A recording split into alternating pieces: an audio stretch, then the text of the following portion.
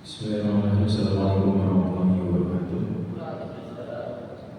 Alhamdulillahirabbil alamin wa nasta'inu ala umuri wassalatu wassalamu ala asyrafil anbiya'i wal mursalin nabiyina Muhammadin wa ala alihi wa sahbihi ajma'in. Teman-teman sekalian yang dirahmati Allah Subhanahu wa taala. Ini malam kita sebenarnya mau bahas topik yang lebih menarik, karena yang saya dapatkan informasinya adalah bahwasanya peserta ikaf di Masjid Al-Taqwa di Timur ini kebanyakan anak-anak gitu ya. Oke. Tapi kita malam hari ini adalah manfaat menundukkan pandangan dan bahaya melihat yang haram. Manfaat menundukkan pandangan dan bahaya melihat yang haram. Sebelum kita bicara topik ini, kita dulu bahas mana yang dimaksud dengan menundukkan pandangan dan apa yang dimaksud dengan sesuatu yang haram dilihat. Gitu ya. Allah Subhanahu wa taala firmankan di surat 24, surat An-Nur ayat 30. Lil mu'minina yaghuddu min absarihim wa yahfazu furujahum dzalika azka lahum innallaha khabirun bima yasna'un. Katakanlah kepada orang-orang beriman, wajiblah mereka menundukkan pandangan dan menjaga kehormatan. Yang demikian lebih suci buat mereka. Sungguh Allah Maha Teliti, Maha mengetahui detail apa yang mereka perbuat. Ini ayat jadi pembahasan kunci kita, di mana Allah Subhanahu wa taala selain kalau bulan Ramadan kita sering dengar menyuruh orang beriman puasa, di sini Allah juga menyuruh orang beriman untuk apa ya? Yaghuddu absarahum, untuk menundukkan pandangan mereka. Dan ulama di sini wajib. Kebalikannya berarti kalau kita melihat yang haram, berarti hukumnya apa? Apa kebalikannya wajib? Haram. Ini kalau dosen saya. Assalamualaikum warahmatullahi. Yang saya bahas ada hubungan sama pidana.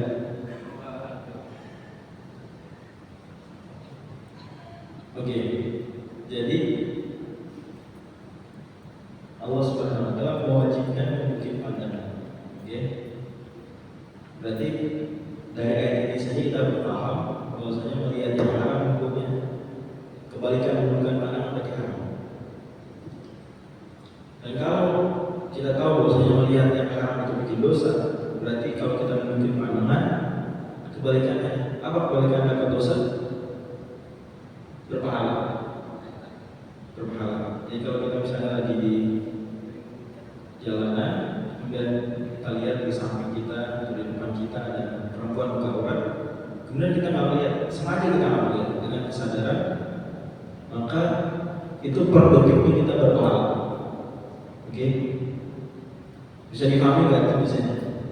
Per detiknya kita paham. Jadi nggak cuma kita terhindar dari dosa, tapi juga kita berpahala. Dan kalau kita paham bahwasanya di sini perintahnya wajib, dan kita ngerti selama ini bahwasanya wajib lebih utama daripada sunnah, kan gitu ya? Banyak dalilnya. Maka kita akan ngerti bahwa menundukkan pandangan 1 menit saja itu lebih besar pahalanya daripada ngaji 1 menit. Mana lebih besar pahalanya? Menundukkan pandangan 1 menit apa ngaji 1 menit? Mana lebih gede pahalanya? Nundukin pandangan 1 menit. Di depan kita ada perempuan buka aurat, kita tahan 1 menit, kita tahan kalian. Sama orang ngaji 1 menit, mana yang lebih gede pahalanya? Jauh dong. Mana yang lebih gede pahalanya? Ngaji 1 menit apa nundukin pandangan 1 menit? Terus dijelasin isinya.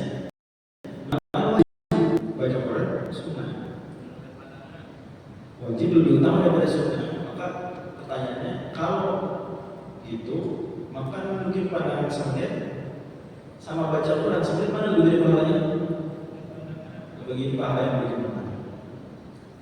Dan ini yang sering gak dipahami banyak orang, dipandangnya atau dianggapnya bahwasanya amal soleh itu cuma dengan melakukan yang sesuatu, melakukan sesuatu tindakan aktif, sholat, sedekah, ngaji.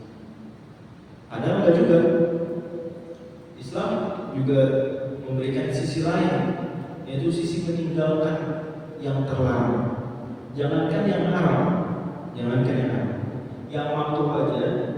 Kalau kita tinggalin gimana? Yang makruh, umpama minum berdiri makruh. Kita bisa duduk, ngapain berdiri? Duduk aja. Minum berdiri kan makruh. Berpahala nggak? Berpahala. Yang meninggalkan makruh aja berpahala, apalagi meninggalkan haram. Jika kita sekarang ini kan semangat itu kan hukumnya apa? Sunnah, ya. Maka sebenarnya semangat yang sama itu kita bisa terapkan juga kepada meninggalkan yang makruh. Karena levelnya sama seperti mengerjakan yang sunnah. Meninggalkan yang makruh, levelnya sama seperti mengerjakan yang sunnah. Secara teori, anggap perbuatannya sama, bisa saja perbuatannya beda. Dan berarti yang meninggalkan haram diberi pahala daripada sunnah. Kalau kita semangat itikaf, mesti lebih semangat lagi kita meninggalkan yang haram, termasuk nggak ngelihat yang haram. Oke, kita lanjut lagi. Kata Allah, dzalika azkaru, yang demikian itu kalau dilakukan oleh laki-laki lebih suci buat dia, lebih suci buat mereka. Di sini berarti Allah Subhanahu wa taala lagi-lagi memberikan janji terhadap amalan sifatnya nggak akhirat, sifatnya nggak ukhrawi, sifatnya duniawi. Dan saya sering bilang, dalam banyak hal-hal yang kuat dorongan hawa nafsunya, Al-Quran itu ngasih janjinya itu nggak akhirat seringnya, tapi janjinya apa? Duniawi. Saya ulang lagi, dalam hal-hal yang dorongan hawa nafsu sangat kuat, maka Al-Quran itu ngasih janjinya atau ancamannya itu lebih seringnya sifatnya duniawi dibandingkan yang ukhrawi. Salah satunya ayat ini, nanti mungkin ada contoh lain bisa saya bawa. Contohnya gampang ayat ini. Allah nggak bilang kalau dia lakukan masuk surga, kalau begitu, walaupun benar juga. Allah nggak bilang akan memberikan pahala 1000 bulan gitu, which is ukhrawi kan, pahala kan sifat ukhrawi. Allah nggak bilang itu, walaupun itu juga bisa jadi. Tapi Allah bilang apa? Itu lebih suci buat dia. Suci kan duniawi. Kesucian hati kita rasakan di dunia. Kesucian nama baik kita rasakan di dunia. Oke, ntar kita kasih lagi. Inna Allah khabirun bima yasna'un. Sekarang background ayat ini di 3 topik utama. Topik pertama adalah memahami apa maksudnya pembukaan pandangan. Topik kedua, sesuai dengan urutan ayatnya, kita paham apa manfaat pembukaan pandangan dan apa bahayanya kalau kita melihat yang haram. Kemudian terakhir ketiga adalah apa yang kita bisa follow up setelah mengetahui poin 9.2. Persis seperti urutan di ayat, kulil ini namun min amswari wa yaqulu fujahum. Untuk poin 1, dzalika azkaru. Poin 2, inna Allah khabirun bima yasna'un. Poin 3. Poin pertama, apa maksud menundukkan pandangan? Dalam literatur tafsir ayat ini disebutkan bahwa menundukkan pandangan di sini menggunakan huruf min, yang untuk min abasori, menundukkan sebagian pandangan. Artinya yang kita tidak lihat bukan semua hal, tapi sebagian pandangan. Sebagian pandangan. Jangan dikira maksudnya sebagian pandangan, yakni laki-laki kita melihat, perempuan kita nggak lihat sama sekali. Nggak begitu. Bahkan sampai perempuan pun itu ada kasusnya. Nanti kita akan rinci. Kita boleh melihat. Ada kasusnya jangankan laki-laki. Ada kasusnya perempuan pun boleh kita lihat. Makanya Allah bilang apa? Yang min absarihim. Mereka menundukkan sebagian pandangan mereka. Oke. Kalau sesama jenis oke lah. Kita anggap ini halal, gitu aja.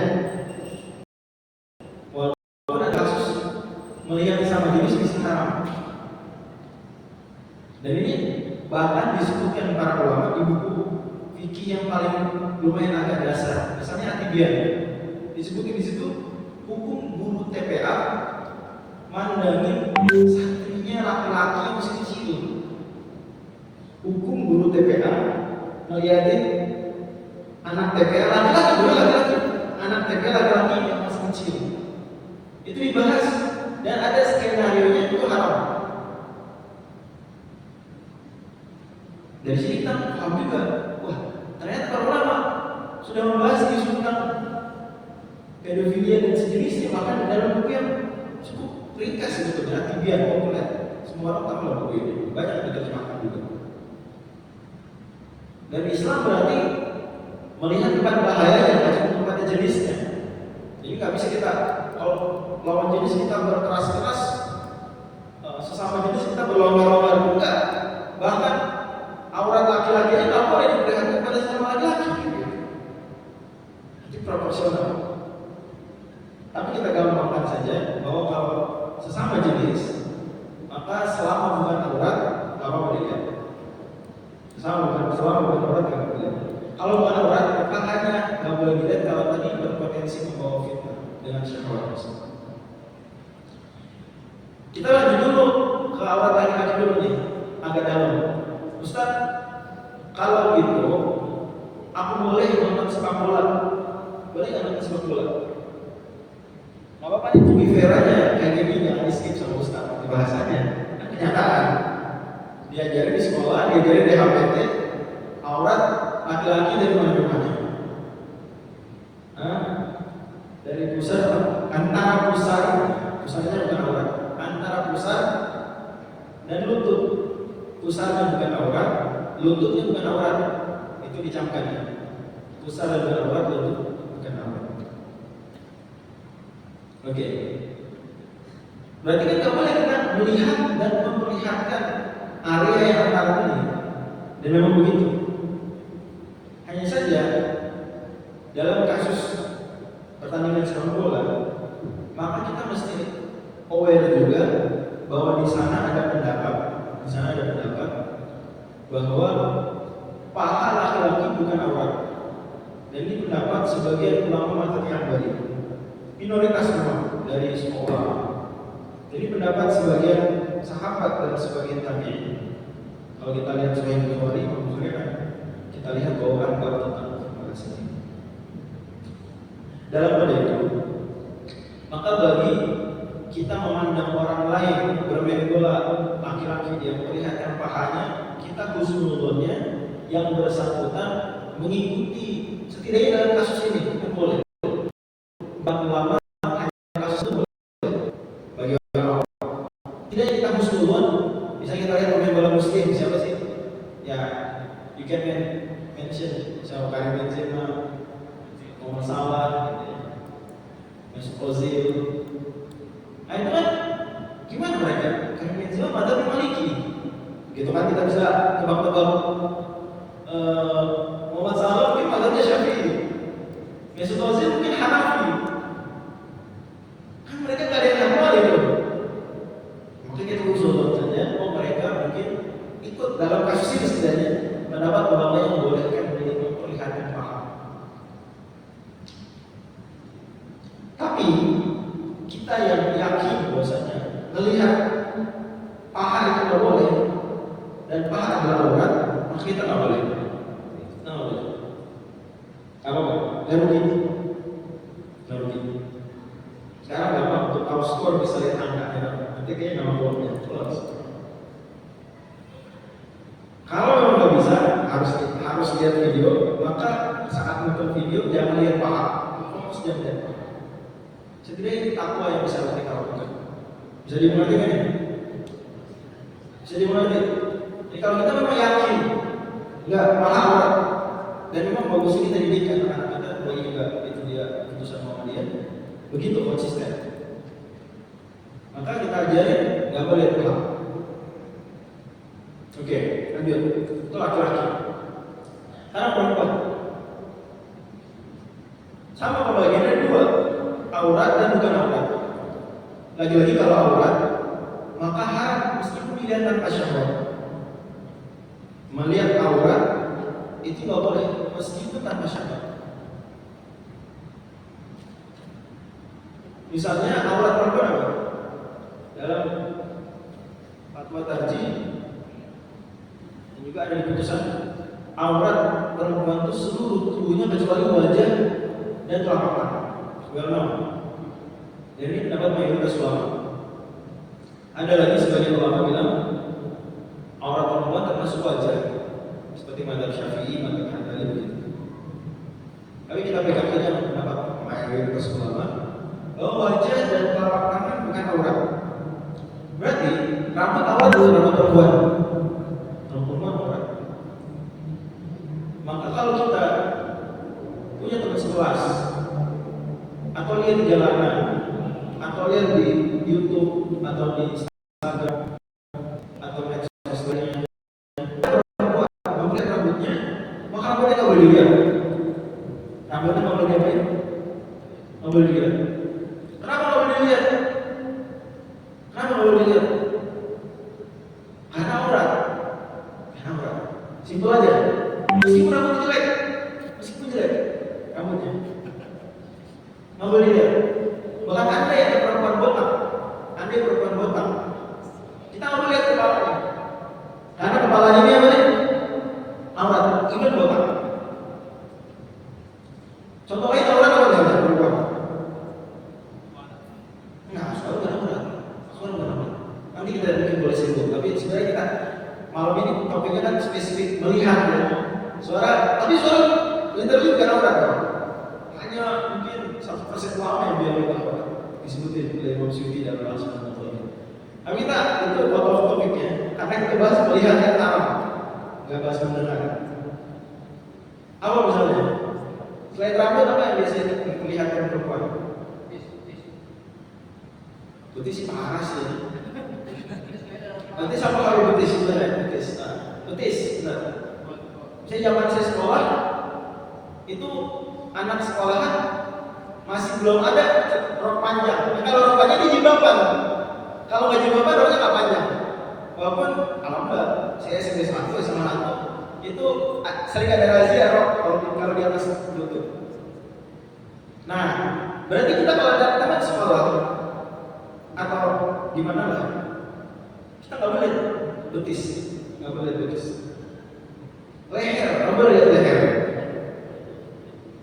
Lengan bagian sini nggak boleh. Meskipun jelek, meskipun apa? Bisa, meskipun jelek. Nggak boleh. Itu loh. Kenapa nggak boleh dilihat? Karena aurat. Kalau aurat nggak boleh dilihat sama sekali. Oke, ngerti ya? Jadi paham ini. Meskipun jelek, meskipun kita kesel, haram lihat. Rugi tuh. Dosa-dosa apa yang rugi? Nah, contohnya tadi dosa rugi. Udah dosa jelek lagi. Nah, sisi selanjutnya, kalau melihat aurat haram, meskipun nggak syarat, pembahasan selanjutnya melihat yang bukan aurat. Tadi yang bukan aurat perempuan apa? Wajah dan telapak tangan. Kalau nanti kita nggak terlalu bahas ya. Siapa orang melihat telapak tangan langsung. Tapi wajah. Di sini ulama beda pendapat. Sebagian ulama berpendapat bahwasanya melihat wajah wanita meskipun bukan aurat itu nggak boleh, meskipun bukan aurat. Walaupun sebagian besar ulama yang berpendapat nggak boleh, itu mereka juga berpendapat wajah wanita aurat. Misalnya contoh mazhab Syafi'i begini posisinya. Pendapat mazhab Syafi'i melihat wajah perempuan itu nggak boleh, haram, meskipun nggak syahwat. Sebagian lagi ulama bilang enggak. Jadi pendapat mayoritas melihat wajah wanita kalau nggak pakai syahwat boleh. Oke, jelas ya. Tapi kita penting pahami dulu pendapat yang pertama. Se-strict-strictnya pendapat ini, tapi mereka mengecualikan kalau ada kebutuhan. Mereka mengecualikan kalau ada kebutuhan. Contohnya mengajar. Guru yang mengajar siswinya perempuan, ya mana sih sekolah di Depok yang pakai cadar? Susah, itu nggak ada. Melihat siswinya, mereka aja boleh apa enggak? Bahkan menurut pendapat yang pertamanya boleh. Kenapa? Karena ada apa? Ada kebutuhan. Jadi mereka itu cuma bilang haram ketika nggak ada kebutuhan. Haram, boleh. Itu kita kurang kerjaan, kayak gabut ya, itu perempuan. Meskipun jelek, itu nggak boleh menurut pendapat pertama. Kalau ngajar meskipun cakep boleh, asal nggak syahwat. Karena kita akan bahas apa maksudnya dia dengan syahwat. Contoh lagi menunjukkan kalau ada kebutuhan interaksi muamalah istilahnya dalam buku fikih. Jadi kalau kita berbelanja, kita tugas kelompok, kita apa ya? Tetap ada keperluan. Kita bahkan dengan pertama aja boleh melihat wajah perempuan sama. Kenapa? Karena satu bukan orang, dua ada apa tadi? Ada kebutuhan. Oke, ngerti ya? Dalam ada itu, kita bisa bilang, ketika ada kebutuhan, maka semua ulama membolehkan melihat wajah wanita. Ketika ada kebutuhan, nggak harus darurat, nggak harus. Cukup kebutuhan. Kebutuhan itu levelnya di bawah darurat. Kalau dalam ilmu positif syariah, dia butuh itu ada cukup kita kesusahan sedikit aja. Kalau nggak melakukan susah sedikit. Misalnya kalau ngajar siswi perempuan kita harus dulu susah sedikit. Kan nggak susah banget. Masih mungkin kan? Mungkin nggak sih? Masih mungkin ngajar perempuan itu masih mungkin. Tapi susah. Nah ini udah level kebutuhan. Jadi nggak harus darurat yang sampai mati dulu bukan gitu. Oke. Dan kalau kita pikir-pikir sebenarnya hidup kita tuh udah terbantu banget dengan memahami pendapat yang tadi saya bilang seluruh program. Yaitu once kita ada kebutuhan, maka kita perlu melihat wajah perempuan. Kalau ada kebutuhan, misalnya kita menonton video tutorial, apa? Tutorial apa namanya? IELTS, bahasa Inggris, itu bahasa Jerman. Banyak tutor online, bahasa Inggris, bahasa Jerman. Itu bukan laki-laki. Boleh nggak kita nontonin? Lihatin mukanya? Boleh, lihat mukanya. Mukanya dulu. Kalau rambutnya? Nggak boleh. Kalau lehernya? Nggak boleh. Jadi tampil semua kita. Tentu kita akan bilang bahwa paling bagus ya kalian sekali, itu jelas. Tapi kita hidup di kenyataan. Kita nggak tinggal di hutan, kita tinggal di kenyataan. Dan teman-teman akan butuh rincian seperti ini. Warna itu nomor satu. Gak ada yang bilang lebih bagus. Semua orang kan bilang lebih bagus dari asing sekali. Tapi kita bahas yang realistis. Yaitu ketika kita ada kebutuhan melihat tutorial bahasa Inggris, misalnya, atau apalah, berita, membawa berita, maka selama kita lihat wajah, boleh kan? Boleh. Bahkan menurut ulama yang paling strict sekali yang tadi saya bilang. Aliran apalagi kalau kita pegang pendapat yang kedua yang mayoritas bahwasanya melihat wajah perempuan meskipun tidak ada kebutuhan, selama tidak ada syahwat boleh. Meskipun tidak ada kebutuhan, meskipun kita cuma lihat dekor, tidak ada kebutuhan. Asalkan dari sini boleh. Tapi sebenarnya dari penjelasan ini kita akan mengerti bahwa pendudukan pandangan itu sesuatu yang achievable. Karena kalau kita bahas pembahasannya prinsip barusan, kita akan menganggap ajaran Islam mendudukan pandangan itu gak relevan zaman sekarang. Bisa jadi kita akan anggap gitu, ngomong puasa Ustaz ngomong dari pandangan, karena bisa zaman sekarang. Nah itu bahaya kalau kita sampai titik itu. Nanti kita akan sampai pada titik ujungnya kita menghalalkan yang haram. Atau kita malah menertawakan orang yang ingin konsisten. Kita nggak boleh, nggak boleh.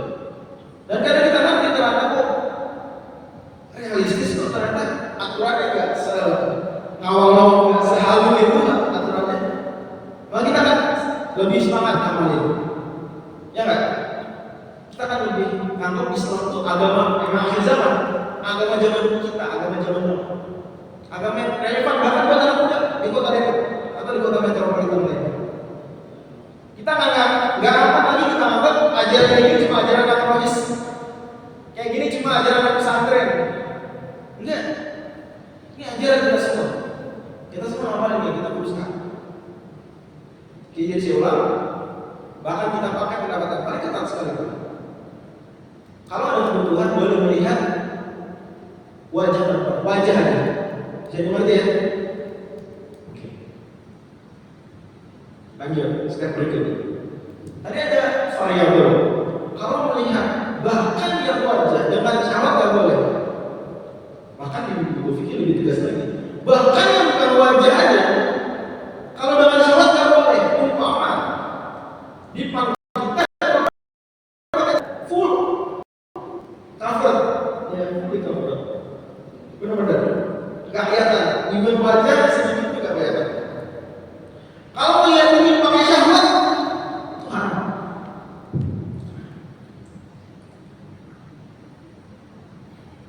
Bahkan ibu buku fikih disebut juga melihat, maaf, anak kita sendiri, boleh nggak kalau melihat anak perempuan?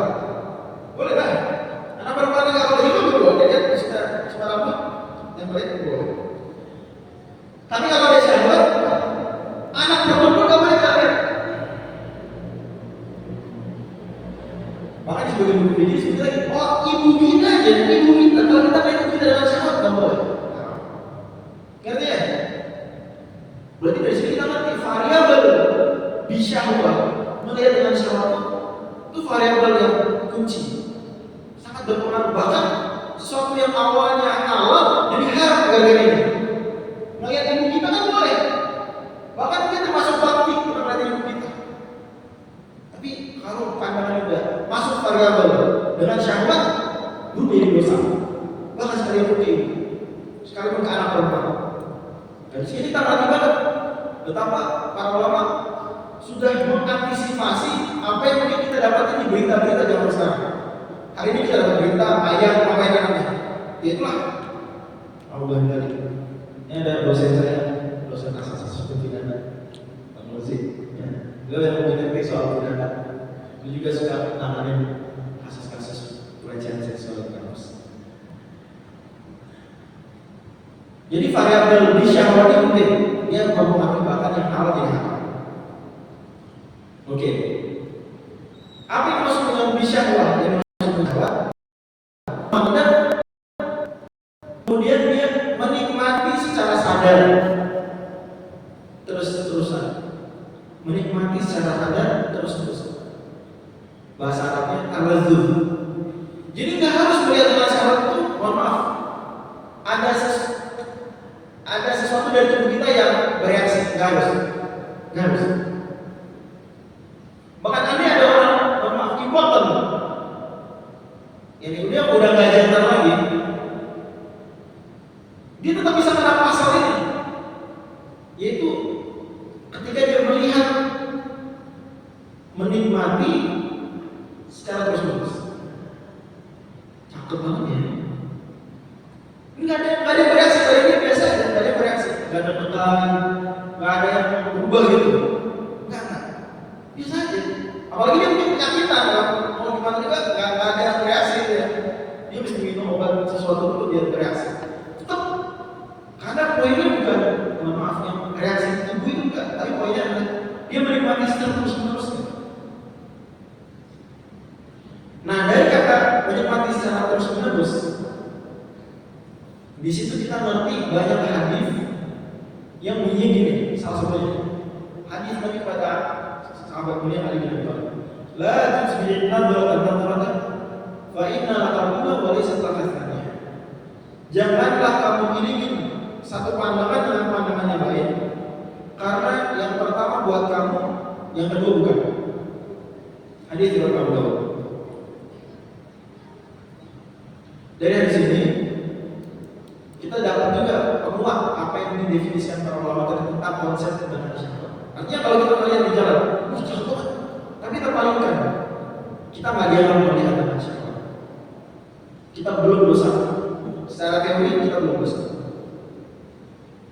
Kita melihat di Instagram,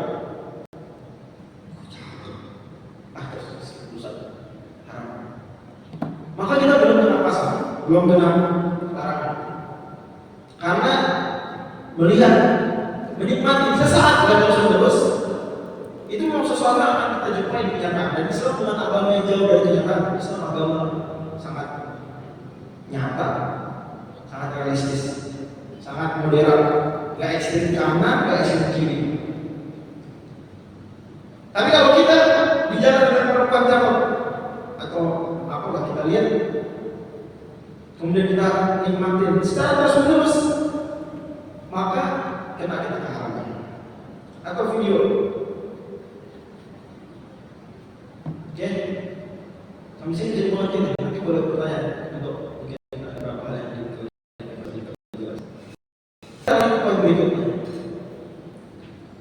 Setelah kita paham batasan-batasan mana yang kami lihat dan yang kami lihat, maka kita lanjut ke step berikutnya, yaitu apa manfaat penundukan pandangan dan apa bahaya kalau melakukan. Manfaat penundukan pandangan di dalam Al-Quran tadi disebutkan dari azkar, yang sudah bikin itu lebih suci buat mereka, lebih suci buat mereka. Dan ini dielaborasi oleh Al-Hafidz Ibnu Qayyim dan Manda dalam banyak poin sebenarnya. Simpelnya, kesucian yang dimaksud satu, kesucian jiwa. Kalau kita sering ngerasa hati kita keras, sering ngerasa kita nggak peka terhadap penderitaan saudara kita, terhadap masalah bangsa, kayak mati mata batinnya. Nah itu sebenarnya yang dimaksud salah satunya adalah itu. Hati kita berarti nggak kotor, hati kita kotor. Lanjut lagi kata beliau, suci juga di sini ada suci nama baik. Suci nama baik. Orang yang menggunakan pandangan, namanya akan terjaga. Karena perempuan itu mudah loh kalau kita lihatin. Dan dia akan menyadari bahwa seorang laki-laki melihat dia. Dan kalau dia berpandangan negatif, dia nggak bisa suzon sama kita. Kamu ngeliatin saya terus, kenapa? Loh, padahal kita mungkin melihat sesuatu yang lain. Tapi ini bukti kalau kita menunjukkan pandangan, maka nama baik kita lebih terjaga. Dia nggak akan tanya suami apa, laki-laki itu ngeliatin saya terus. Which is bisa jadi masalah di sebenarnya kita dengan suami dia, misal, atau dengan siapanya dia. Terjaga nama baik juga.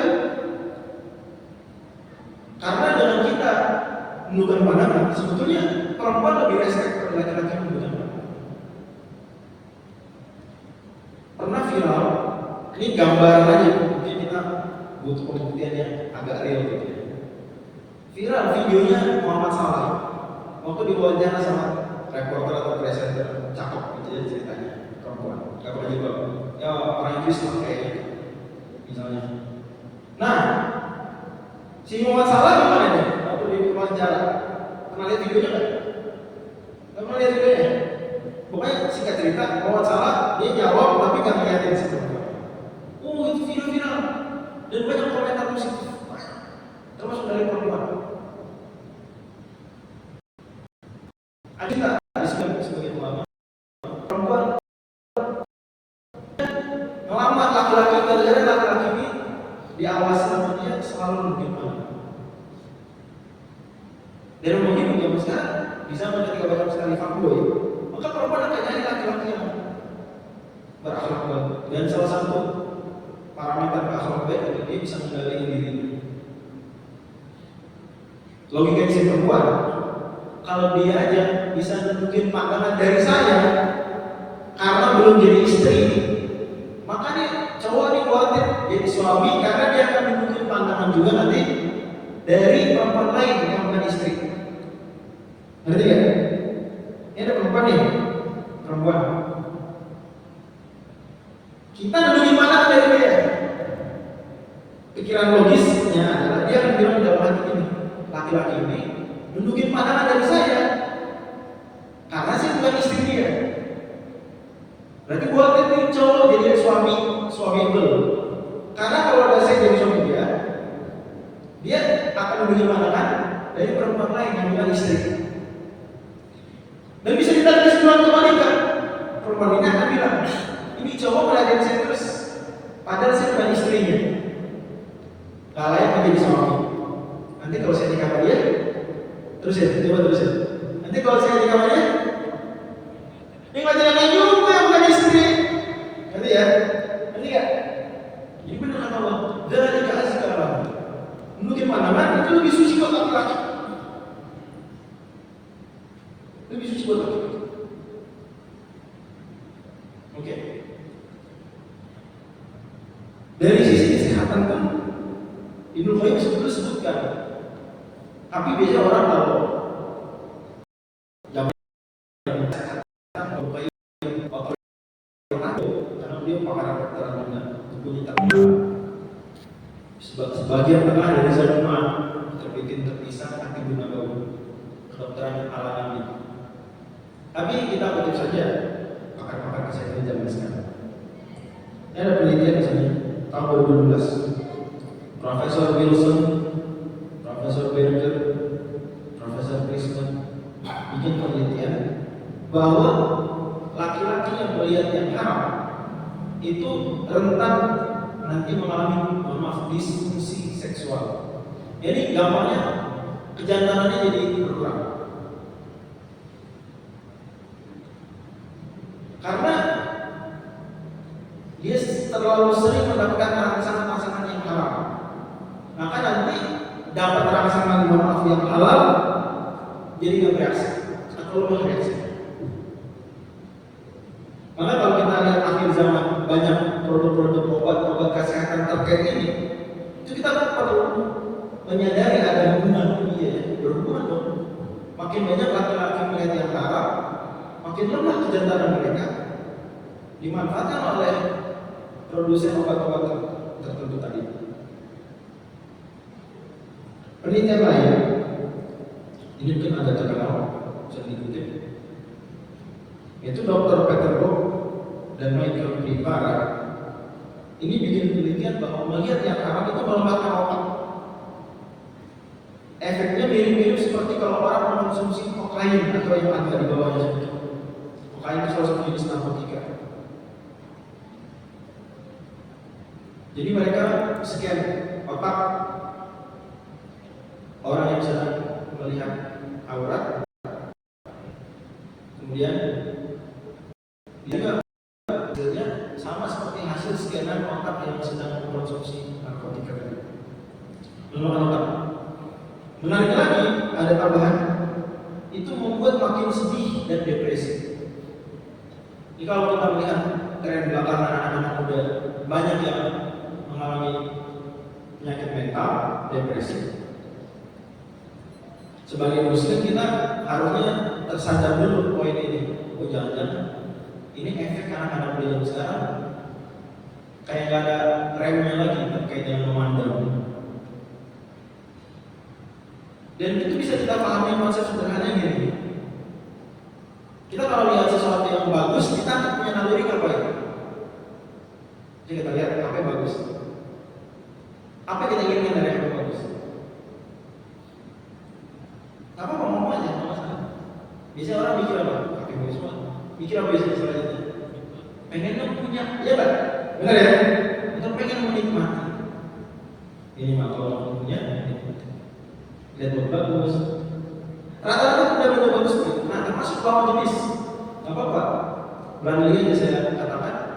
Oh, ada kecenderungan ngelihat yang cakep pengen memiliki. Masalahnya, kalau si laki-laki melihat seharian 200 perempuan cakep, apa yakin bakal memiliki semuanya? Enggak. Maksimal 4. Gak bisa gitu. Berarti kalau orang yang melihat bagus 200 cuma bisa dapat 4, sedih gak sih? Sedih kan? Keseringan lihat yang nggak bisa dimiliki lagi. Apalagi dia udah punya istri, ya. Istri kelar poligami. Ya, hanya kesedihan aja sebenarnya. Cuma ngeliat tapi nggak memiliki. Malah bisa jadi kesedihan tadi nggak muncul kalau dia nggak pernah lihat. Bisa jadi kesedihan barusan itu nggak muncul kalau dia nggak pernah tahu. Tuh. Makanya di Yahudi juga disebutin, Imam Ghazali disebutin makruh melihatin barang mewah, makruh. Karena potensinya nanti dia sedih, gara-gara nggak memiliki.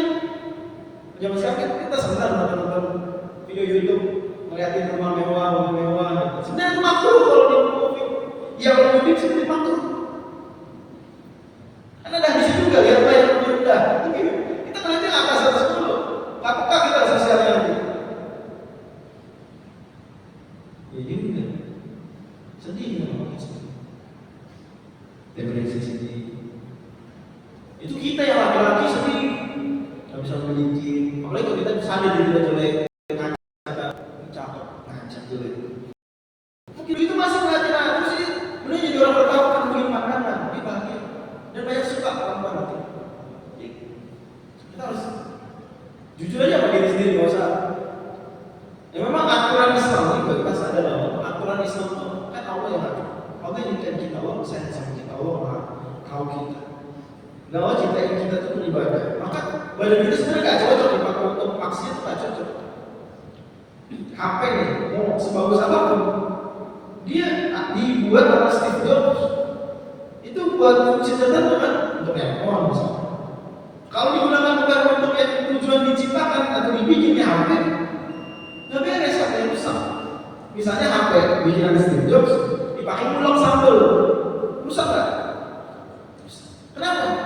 Kita bilang karena HP nggak diciptakan, nggak dibikin Steve Jobs buat ngulek sambal. Badan kita, termasuk mata kita, otak kita itu nggak diciptakan buat maksiat, diciptakan buat apa? Buat taat. Wa ma khalaqtul jinna wal insa illa liya'budun. Kalau kita pakai untuk dosa, bukan untuk ketaatan, sebenarnya nggak cocok, nggak kompatibel, nggak bisa. Dan akan rusak juga. Jadi tanpa penelitian ini pun kita sebenarnya nggak bisa mengerti ya, nggak mengerti. Ditambah benar penelitian, which is mereka yang benar orang harus meneliti. Oke. Step berikutnya, follow up-nya. Follow up selanjutnya adalah follow up yang standar diterapkan di ceramah-ceramah lain, topik-topik lain. Yaitu setelah kita sudah mengetahui, maka kita amalkan dan kita dakwahkan. Dan itu proses yang enggak harus step by step, bisa dia dilakukan sekaligus. Karena semuanya kewajiban. Kita wajib belajar, kita wajib mengamalin itu, dan kita wajib berdakwah. Itu semuanya wajib sekaligus. Walaupun untuk bisa sempurna kita bertahap biasanya. Jadi setelah kita belajar dan apa yang kita belajar dari tadi ini, ilmu yang wajib, apalagi ilmu yang relevan. Istilahnya Imam Ghazali, ilmu hal, ilmu yang relevan. Malah udah bisa bagi banyak teman-teman yang di depan saya, lebih relevan pembahasan saya kalau dibandingkan saya bahas akad-akad.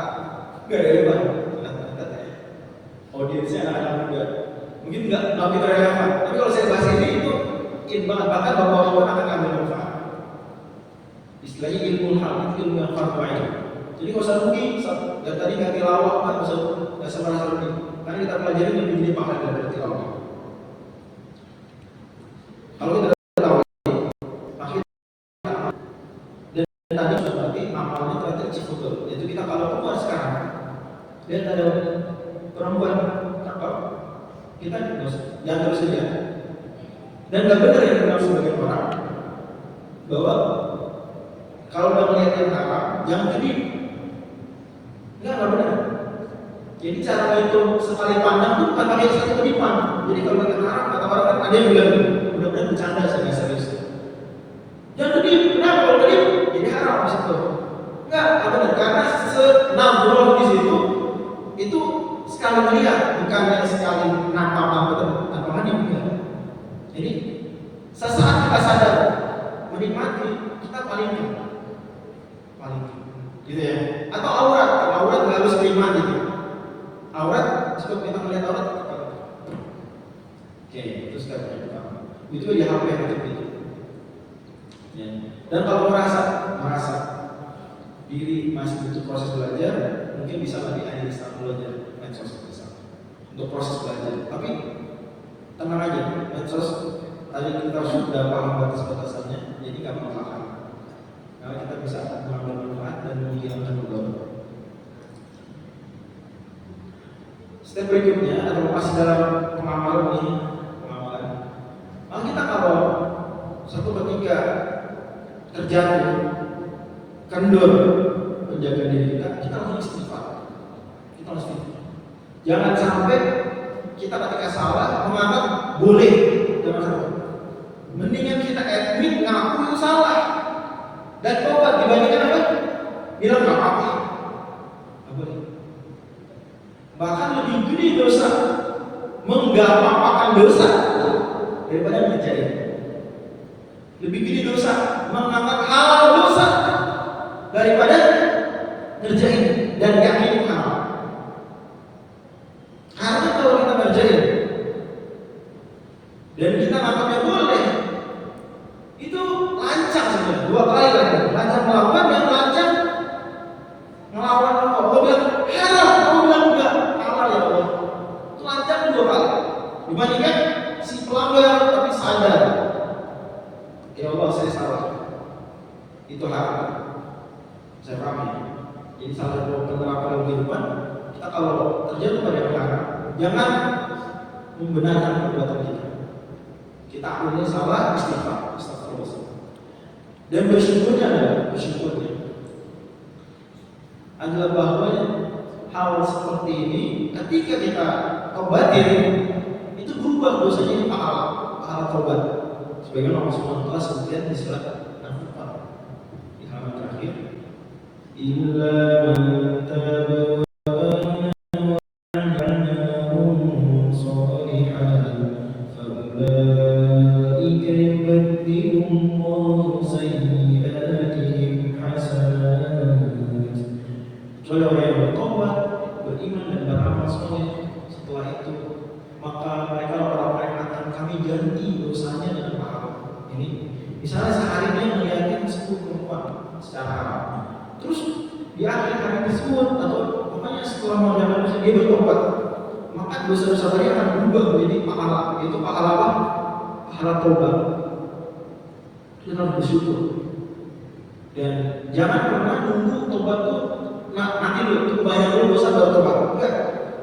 Tobat tuh sekali tobat. Jangan menunggu. Kenapa katanya mati?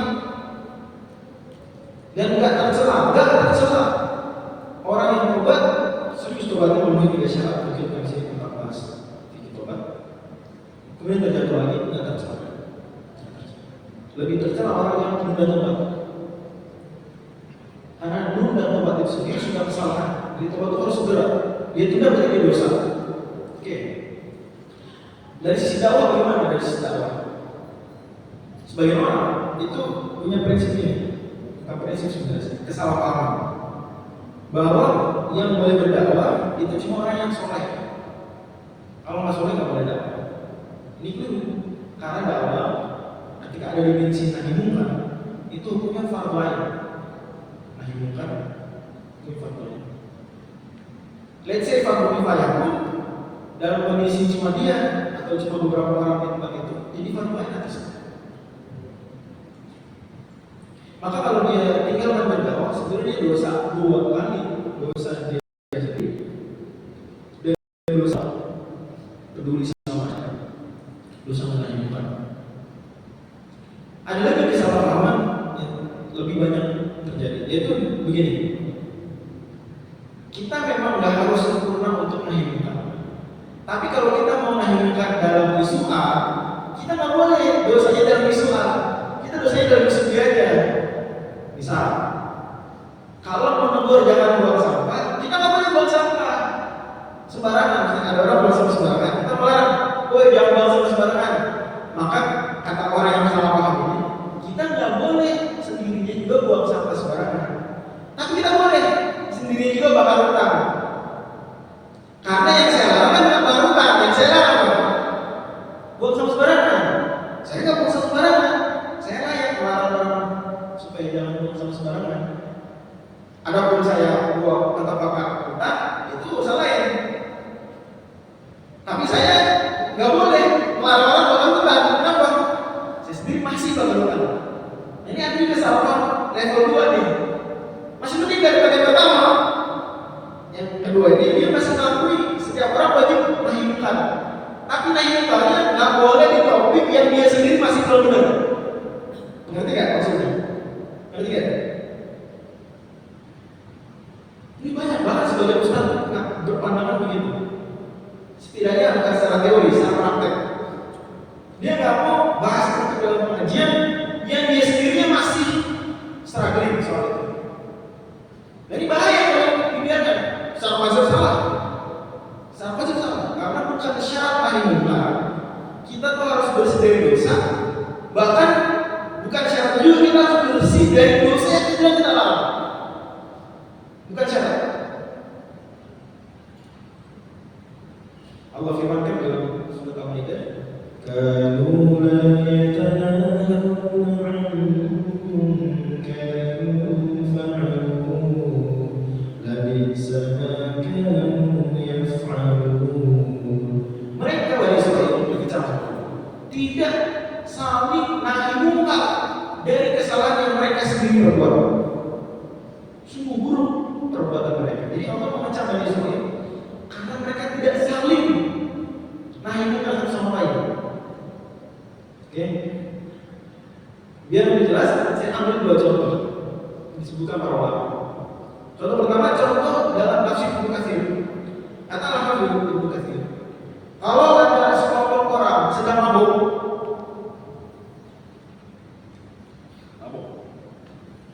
maka dia itu wajib melarang temannya mabuk meskipun Homer masih menang.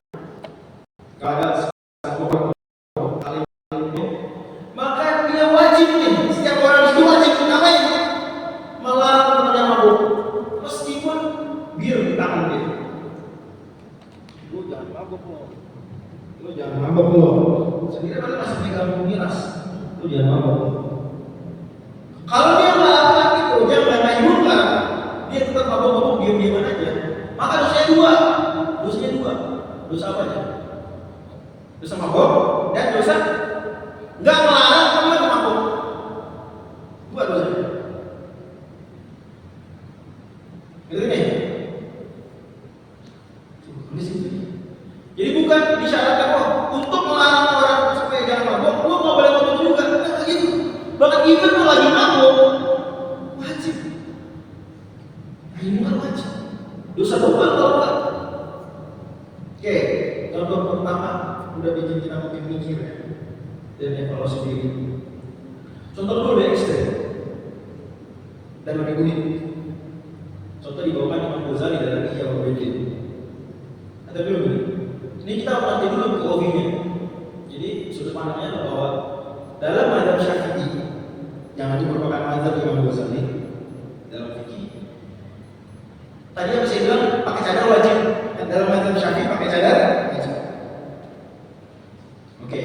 Kata Imam Ghazali, kalau ada laki perempuan lagi zina, maaf ya, lagi zina, maka kata Imam Ghazali, si laki-laki wajib sedang zina itu nyuruh perempuannya pakai cadar. Wajib. Tolong Imam Ghazali, kalau ada sepasang laki perempuan zina, si laki-laki wajib saat zina itu ngapain? Nyuruh si perempuan pakai cadar. Kalau enggak, dosanya double, 2 kali dosa. Dosa apa aja? Dosa membiarkan kemungkaran, tidak menyuruh orang, tidak nahi munkar pada perempuan buka aurat. Nah, bisa dengar. Main blowing banget contohnya. Bahkan orang yang terus. Jadi konsepnya kita ngerti juga ya. Kalau ini hilang, bisa-bisa kemungkaran terus gede, gak dibendung lagi. Kan yang bisa bendung, gak ada yang mau bendung.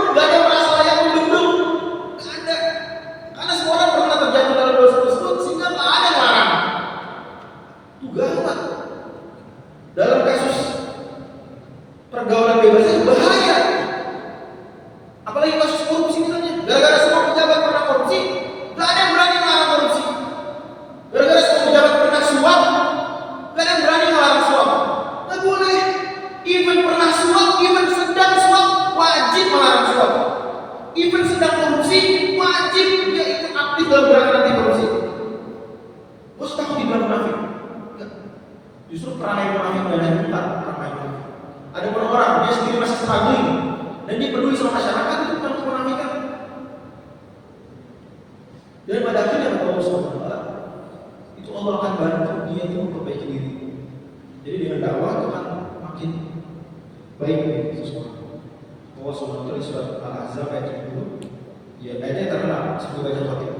Ya ayyuhalladzina amanu taqullaha wa qulu qawlan sadida yuslih lakum a'malakum wa yaghfir lakum dzunubakum. Wahai orang yang beriman, bertakwalah kepada Allah dan katakanlah qawlan sadida. Salah satu tafsirnya ada dakwah. Wahai orang beriman, bertakwalah kepada Allah dan apa maknanya dengan dakwah? Yuslih lakum a'malakum. Allah akan perbagus amalan kalian. Jadi orang yang berdakwah ikut pemuda Muhammadiyah, ikut IMM, ikut IPM, aktif di masjid masjid. Meskipun dia bukan benar, meskipun belum benar, maka dia akan dibantu sama Allah jadi orang lebih benar. Dibanding kalau dia nggak ikut serta dalam dakwah. Terus kata Allah lagi, wa yaghfir lakum dzunubakum. Dan Allah ampuni dosa.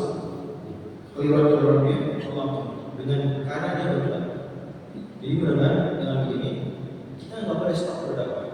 Termasuk dalam isu itu, isu besar, isu lainnya. Kasus-kasus pelecehan seksual makin meningkat, perselingkuhan makin meningkat, orang berzina makin banyak. Itu gak mungkin kita tutup mata dari sebab awal ini. Gak mungkin. Kita tuh melawan kenyataan kalau saja kita bilang gak ada hubungannya. Tuh, silakan ya kita kalau anak-anak sekolah ini untuk riset. Tinggal di riset aja saja, kita terbukti hubungannya. Kalau belum ada penelitian, tinggal di riset. Cari dana, bantuin, suruh tim riset hubungan. Ya, melihat yang haram dengan pelecehan seksual, hubungan melihat yang haram dengan perselingkuhan, hubungan melihat yang haram dengan perzinaan. Mudah-mudahan Allah SWT bantu kita.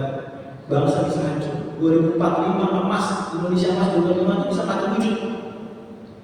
Kalau 2024 aja setengah anak muda Indonesia berzina saja. Alhamdulillah. Stop. Selama ini kita saling jaga sama-sama. Allahumma shalli wa sallim. Waktu yang tersisa namanya sama saya terus tak diskusi. Assalamualaikum warahmatullahi wabarakatuh.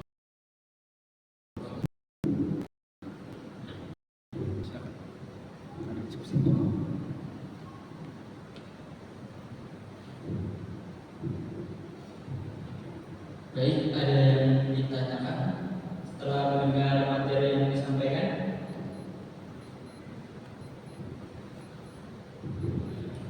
Ya, bismillah. Assalamualaikum warahmatullahi wabarakatuh. Salam kenal semua. Saya Dennis dari Sawangan.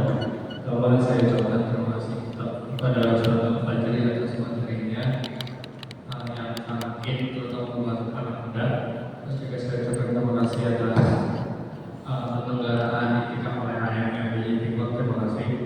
Semoga Allah berikan kita keistiqomahan dalam memaksimalkan Ramadan kita. Yang saya mau tanya Ustaz, tadi kan kita bahas tentang aurat laki-laki dan perempuan gitu ya. Terus tentang ada syahwat atau tidak, bisa ada atau tidak. Mungkin anak muda sekarang kan aktif nge-game terus kan, contohnya kayak Mobile Legends dan sebagainya. Terus kan di Mobile Legends itu kan ada tuh karakter-karakter yang bajunya terbuka gitu, skin-skinnya dan sebagainya.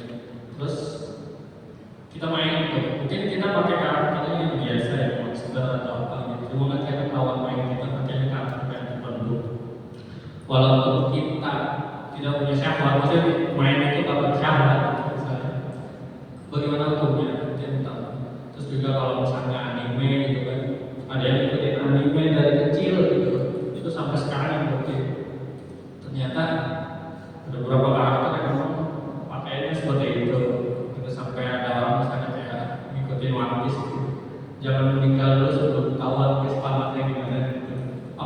ketinggalan gitu misalnya. Walaupun kita nontonnya kapan ya, syawat ya, dan walaupun juga kita tahu itu karakter agak berat, tapi pakaiannya seperti itu bagaimana untuk menyelesaikan wajib.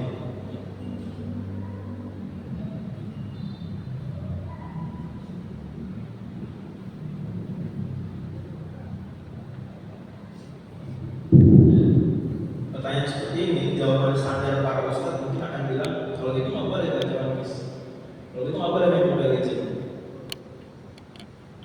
Tapi kalau saya jawab, ya, dengan kapasitas sebagai ketua majelis nanti dan kajian kota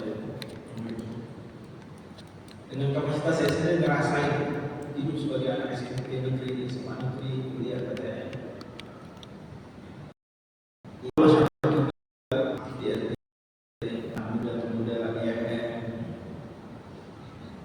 Jawaban begini enggak, setidaknya itu jawaban yang ideal, tapi bukan satu-satunya jawaban. Saya tetap akan bilang bahwa misal tetap boleh main, tapi tunjukin mana. Tetap boleh nonton, tetap boleh baca komiknya, tapi tunjukin mana. Kan kita udah di batasan. Apa sih karakter buka aurat di One Piece? Dia tidak mukanya, jangan lihat pahanya. Bisa nggak? Harusnya bisa. Saya ingat dulu masih baca komik Conan, sekarang masih. Cuma yang dulu tuh ada episode pantai gitu ya. Si spidolin, perutnya saya spidolin. Gak apa-apa. Nah, itu kerjaan KPI kan gitu. Kerjaan KPI kan. Spidolin, bagus spidolin. Saya bingung, saya juga bingung gimana baca anak-anak saya. Kita punya khawatir gitu ya mas? Gimana? Ya paling kalau mau dilarang nggak boleh baca. Gimana? Kita hidup zaman now. Ya bagus kalau nggak baca sekali. Kita nggak bilang itu jelek, bagus. Kita puji, apresiasi. Parah itu terpuji, layak loh. Tapi tadi bisa, selama masih bisa kita main game tersebut, membuat pandangan, masih boleh menguasai. Ya, alhamdulillah sih komik-komik sekarang dia makin sadar bahwa itu nggak bagus, masih awal itu bagus. Itu saya pernah baca penelitian, cuma lupa penelitian itu saya pernah baca, tapi dia ada penelitian bahwa kecenderungan orang-orang Jepang itu ada masanya yang tahun 80, 90-an terutama itu sudah apa ya, pergolakan parah. Terus ada titik di mana mereka banyak orang mulai sadar, termasuk di negara barat tersebut. Ada movement misalnya menjaga virginitas, ada movement gak masturbasi, ada movement aja. Apalagi mereka sudah merasakan efek buruknya, misalnya kayak Jepang sekolah tutup gara-gara lagi sekolah. Ya karena orang pada zina, nggak nikah, ya bisa pun orang misalnya gitu ya, agak hitung-hitungan kasarnya gitu. Kalau mereka nggak hentikan pergaulan bebas bisa hancur juga. Eropa kan terbantu imigran gitu. Amerika juga sama, Australia butuh imigran mereka. Tanpa imigran mungkin Amerika, Eropa, Australia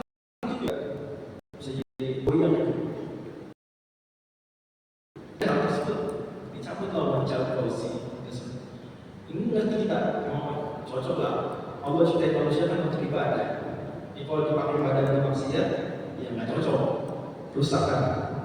Jadi kembali lagi ke tadi, alhamdulillahnya, yang Jepang tuh makin sadar menunjukin pandangan dan untuk aurat. Nah, ini justru Indonesia nih, kadang-kadang masih demam, masih wah gitu, masih apa ya, kayak sesuatu yang baru. Itu kita bahaya, kita kali. Orang mau bertobat, gimana baru nakal gitu? Jangan. Saya pernah tinggal di negara yang awet tadinya. Saya kuliah di negara tersebut tapi negara ini sekarang sedang menuju nakal. Sedih saya bisa banyak nangis. Saya sering ngajak teman-teman saya yang asli negara sendiri. Janganlah, nggak usah coba-coba. Gue di Indonesia juga pengen tobat, gue malah di sini baru. Itu Jadi kesimpulannya, selama kita menuju pandangan, maka boleh baca, nggak masalah. Tapi kalau kita nggak bisa, ya ada alternatif yang lebih bagus, boleh baca. Tapi catatan ya, soal game itu bahaya sih untuk game mana. Saya pernah beberapa kali bertempat bahas topik soal game. Jadi game itu mengumpulkan dua keburukan. Game anak-anak muda itu, anak-anak SMP. Pornografi dan kekerasan. Gila. Pornografi kekerasan. Ya kalau hasilnya adalah ada anak SMP yang memperkosa anak SD, ya gimana ya? Game-nya kayak gitu, kekerasan dan pornografi. Kalau outputnya begini kita, ya connect ya. Apa sih ada penelitian-penelitian yang menghubungkan itu? Itu bisa juga dicari itu. Dan juga motivasi buat para pembuat game, developer untuknya bikin alternatif. Jadi solusinya nggak selalu nggak boleh main mobile aja, enggak. Solusinya modalin. Anak-anak Fuki Fasilkom bikin Mobile Legends tandingan yang pakai jilbab. Gitu harus gitu. Maka kita dukung perfilman Indonesia yang Islam itu kita dukung. Kalau ada artis pakai jilbab itu kita dukung. Jangan dilarang, dukung. Karena kalau dia berarti jadi artis, kita tetap aja artis di bawah itu banyak. Gak ada alternatif, jadi harus dipopulerin artis-artis yang pakai jilbab. Kita populerin. Film-film populer. Mungkin sebagian orang bilang, Ustaz apaan yang ngajak orang ke bioskop? Terserah silakan. Anda kalau pada titik ideal, ada ideal aja. Tapi pusat-pusat lain itu sedang berjuang di dunia yang tidak ideal. Maka kerja besar mereka itu bukan ngajak orang ke ideal. Kerja besar mereka ngapain? Ngajak orang supaya mendingan. Ngerti ya? Gitu. Sama jawaban saya barusan. Mungkin ada akan kritik kalau viral nih. Ustaz Fajri kenapa nggak haramin aja mau main Mobile Legends? Saya pahamin konteksnya. Nggak sedang dakwah pesantren. Ini dakwah dari anak demo. Saya fatwa orang Mobile Legends, mereka juga jadi kalau aku mencintai ngapain? Apa? Lama-lama akan ada titik di mana dia berhenti main game. Lama-lama. Atau dia akan berhenti lah. Itu kalau ngomong soal. Satu lagi terakhir, tinggal 4 menit.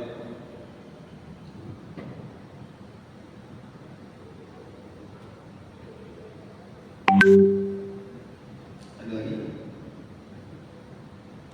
Boleh teman-teman. Kalian baca komik atau main game? Apa nggak dua-duanya? Silman gimana di SMP dan SMA nih? Gimana? Apa kabar pergaulan? Bisa tanggung jawab. Saya pernah bilang ya, kalau semua sekolah Muhammadiyah dan perguruan tinggi Muhammadiyah terjaga pergaulannya, selesai seperempat masalah pergaulan bebas di Indonesia. Seperempat. Gede loh. Yang sekolah di sekolah Muhammadiyah, kuliah di kampus Muhammadiyah itu gede jumlahnya. Seperempat kurang lebih. Jadi kita jaga mulai dari situ. Kalau kita bisa dari sekolah kita SMP, kita SMA kita jaga. Mereka nggak harus jadi malaikat, nggak ada orang yang jadi malaikat. Tapi mereka ngerti hal-hal konsep. Kalau salah berkorban, kalau salah nggak keterlaluan, itu ya achievement seorang guru itu kalau bisa kayak gitu. Ada lagi? Oke, kalau ada mudah-mudahan bisa kita hubungkan baik-baik. Kita jadikan salah satu resolusi kita. Ayo kita memang kita mikir apa yang bisa kita lakukan lebih baik lagi di sebuah Ramadan. Salah satunya soal menjaga pandangan itu bisa dijadikan salah satu. Nama Allah